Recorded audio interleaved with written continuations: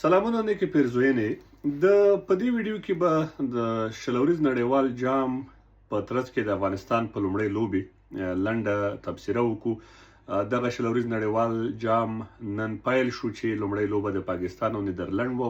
تر یوې ښې مقابلې وروسته پاکستان لوبه وګټله، خو نیدرلند هم د لوبې د ګټلو چانس درلود. لکه څنګه چې وایي په شلوریز کرکټ کې هیڅکله هم دا اټکل نشي کېدی چې کومه لوبډله به 100% بریالۍ وي. په یو دوه ورونو کې یو دوه پلیران کولی شي چې د لوبې بڼه تغییر کړي. خبره د افغانستان او نیوزیلند په لوبې کوو چې د دواړو لوبډلو لپاره خورا ارزښتمنه لوبه ده او دغه لوبه به تر ډیره پورې دا معلوموي چې ګټونکې لوبډله به په شلوریز نړیوال جام کې د مخکې تګ چانس لا ډیر ولري. د افغانستان لپاره ښه پوینټ یا نقطه دا ده چې لوبه په چنای کې ده.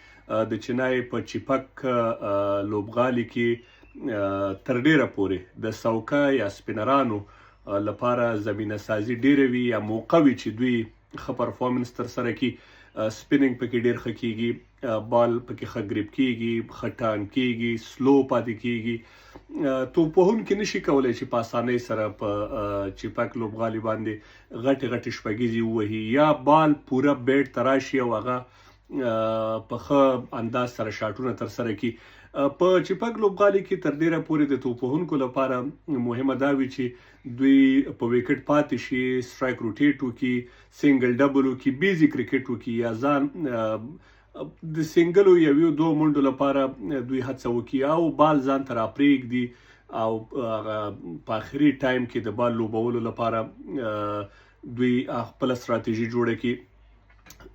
اوس به پرتلنه د دواړو لوبډلو کوو. په دواړو لوبډلو کې د افغانستان سپینران چې دي قابله سپینران دي. ټوله دنیا ته معلومات ده چې په دې لوبه کې به راشد هم لوبیږي، نور احمد به هم لوبیږي. د نور احمد لپاره پلس پوینټ دا ده چې په چنای کې د چنای له لوبډلې سره هغه بیا ډېر لوبېدلی، حتما به په هغه ویشتنځای باندې له هغه سره لا ډېر زیات فکر وي چې څنګه توپ اچونه وکړي. مجیب رحمان هم یو مهم توپ اچونکی ثابتېږي او ورسره محمد نبي چې یو ایکسپیرینس لوبغاړی دی او د هغه بالینګ به لا ډیر زیات اغیزمن وي. په مقابله لوبډله کې لوبډلمشر ساتنر چې دی لیفټ آرم سپینر دی، ډیر قابله سپینر دی. هغه هم په چنای کې ډېرې لوبې کړي دي او د چنای له لوبډلې سره پاتې شوی. ورسره بریس ویل د دوی آف سپینر دی، هغه هم همدارنګه رویندرا جدیجا هم کولی شي چې آف سپین وکړي. ورسره د چټکې توپ اچونې په برخه کې که ګورو بیا نیوزیلند ښه دی. د هغوی مت هنري، د هغوی کایل جیمسن، د هغوی دا دفي دا نوی کوم فاست بالر ټول شپږ نیم فوټونه جګ بالران دي. د هغوی بالینګ به هم ښه وي، خو دلته به د فاست بالر لپاره مهمه دا ده چې هغه ویریشن سره توپ اچونه وکړي، کټرې وکړي، نو بیا به کامیاب وي. 150 نه تر 170 پورې ایوریج سکور ښودل کیږي. بیا هم که څه هم ویشتنځای د سپینرانو لپاره دی، خو دومره سکور پکې جوړېدل امکان لري. هره لوبډله کول بیټینګ کوي او تر 150 پلس پورې منډې جوړوي. مطمئن اوسئ چې هغه لوبډله به د دې لوبې ګټونکي هم وي.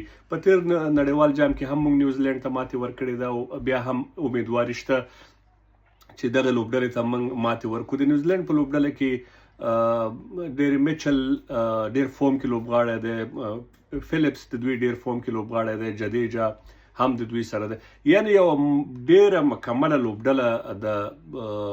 او همدارنګه زمونږ په لوبډله کې هم ماشاءالله چې وینو د درویش رسولي راتګ په مهم څلورم سپاټ باندې چې له ډېره وخته دغه تشه موږ محسوسوله او ډېر زیات لوبغاړي دې برخه کې ټرای شو خو چا نتیجه ورنکړه. نو درویش به وکړی شي چې دغه ځای ښه ډک کړي. نو په دې هیله چې افغانستان یو وار بیا په دې شلوریز نړیوال جام کې ښه لوبه وکړي. ټاس به د لوبې مهم اړخ وي او بیا هم یوه خبره یاد لرئ، په شارټ فارمټ کرکټ کې یا په شلوریز کرکټ کې هره لوبډله چې په کومه ورځ په میدان کې پر انرژي با انرژي لوبه وکړي هغه لوبډله د ګټلو چانس ډیر لري. او په شلوریز کرکټ کې اټکلونه چې دي دا تر ډیره پورې غلط خیږي، ډیر کم ښه ثابتېږي. نو په دې هیله چې افغان لوبډله دغه سیالي وګټي.